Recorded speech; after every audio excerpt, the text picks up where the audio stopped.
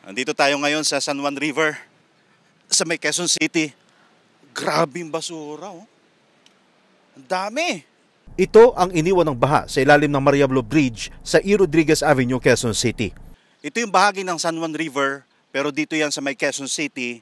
At yung pinanggalingan ng basura ay nandoon. Yan yung bahagi ng Araneta Avenue.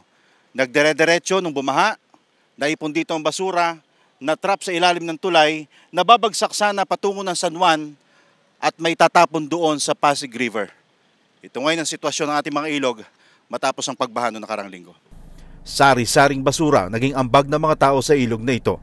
May kutsyon, helmet ng motor, refrigerator, styrofoam boxes, kahoy, plastic at iba pa.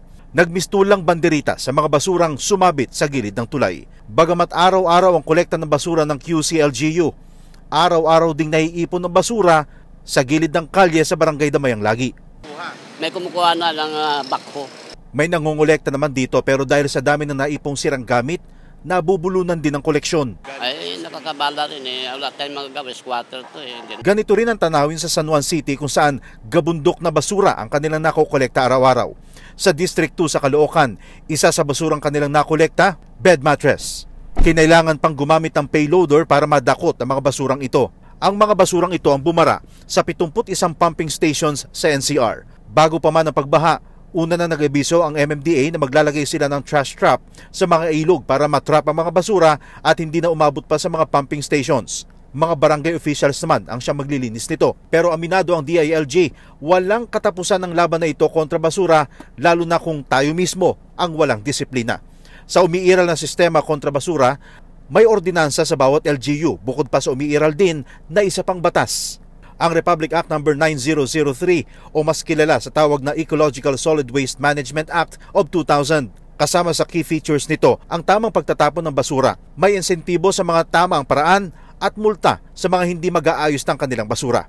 Meron po yung mga kaakibat na penalty, no? Para doon sa mga hindi sumusunod o yung patuloy po na hindi nagpapatupad, no? O hindi talaga nag-o-observe ng polisiya na ito, no? Ang nais masiguro ng DILG kung napapatupad ba ito ng tama o may nahuhuli bang lumalabag sa batas. Kung naipapasunod naman daw ito, kailangan na siguro na lagyan ng pangil ang batas para madisiplina ang mga tao. Kailangan din po siguro nating i-revisit kung ito po ba ay naaayon pa, yung bang mga penalties na ito ay napapanahon pa or baka obsolete na, no? Gayon din po yung ating batas, no? Nakikiusap naman ang buong gobyerno na matutong disiplinahin ang sarili sa pagtatapon ng basura para hindi tayo nauuwi sa disgrasya, lalo na sa tuwing malakas ang ulan.